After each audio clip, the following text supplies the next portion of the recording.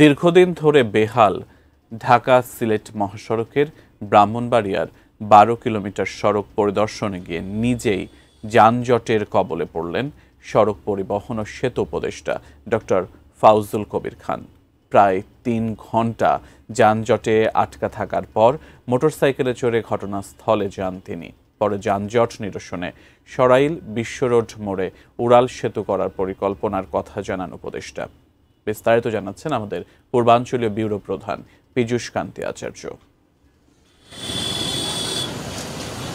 ঢাকা সিলেট মহাসড়কের আশুগঞ্জ গুলচত্বর থেকে সরাইল বিশ্বরোড মোড় পর্যন্ত সড়ক জুড়ে খানাখন্দের কারণে যানবাহনের গতি নামে শূন্যের কোটায়, আর ধীরগতির কারণে প্রতিনিয়ত সৃষ্টি হয় তীব্র যানজট। সীমাহীন দুর্ভোগে পড়েন চালক ও যাত্রীরা। মাত্র ১২ কিলোমিটার এই সড়ক পাড়ি দিতে সময় লাগে ৪ থেকে ৬ ঘন্টা।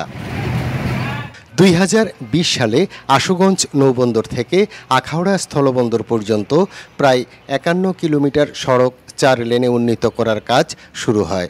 এরপর নানা সংকটে বারবার ব্যাহত হয়েছে সড়কটির নির্মাণ কাজ।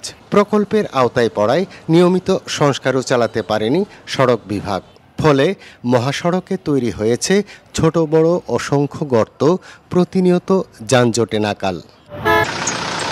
বুধবার বেহাল মহাসড়ক পরিদর্শনে আসেন সড়ক পরিবহন উপদেষ্টা ফাউজুল কবির খান। পথে আশুগঞ্জের সোহাগপুরে যানজটের কবলে পড়ে উপদেষ্টার গাড়িবহর। প্রায় ৩ ঘন্টা আটকে থাকার পর মোটরসাইকেলে করে দুপুর ১টায় সরাইল বিশ্বরোড মোড়ে আসেন উপদেষ্টা ফাউজুল করিম। এরপর বেহাল মহাসড়ক পরিদর্শন করেন তিনি।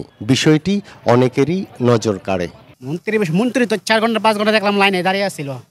তো মন্ত্রী যদি দাঁড়াতে তখন আমরা কি করব? সাধারণ পাবলিক কি করব? মানুষ একটা হয়রানির মধ্যে ফেলাইছে।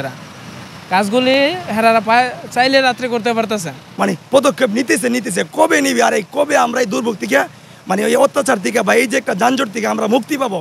এদিকে সড়ক পরিবহন ও সেতু উপদেষ্টার পরিদর্শনের আগে বেহাল অংশ সংস্কার শুরু করে ঠিকাদারি প্রতিষ্ঠান। তবে বেহাল সড়ক পরিদর্শন শেষে যানজটের মূল কারণ ট্রাফিক অব্যবস্থাপনার কথা উল্লেখ করে সরাইল বিশ্বরোড মোড়ে উড়াল সেতু করার কথা জানান সড়ক পরিবহন উপদেষ্টা। এছাড়া ঢাকা সিলেট মহাসড়ক অংশের কাজ শেষ না হওয়া পর্যন্ত প্রকল্পের ১২ জন কর্মকর্তাকে সার্বক্ষণিক সরাইল বিশ্বরোডে অস্থায়ী কার্যালয়ে থাকার নির্দেশনা দেন তিনি। যারা প্রধান স্বরাষ্ট্র উপদেষ্টার সঙ্গে আমি আলাপ করব, তারপরে যে ওই যে খোদাবক্স চৌধুরী আমার স্পেশালিস্ট, ওনার সঙ্গে আমরা আলাপ করব। তো এইখানে প্রথম উন্নতি করতে হবে, সেটা হচ্ছে যে যেটা বললাম যে যানবাহন ব্যবস্থাপনা। এখন আপনারা দেখবেন যে একদিকে গাড়ি চলতেছে, আরেকদিকে গাড়ি বন্ধ, তারপরে আবার কতদূর যায় দেখবেন যে রাস্তা খালি।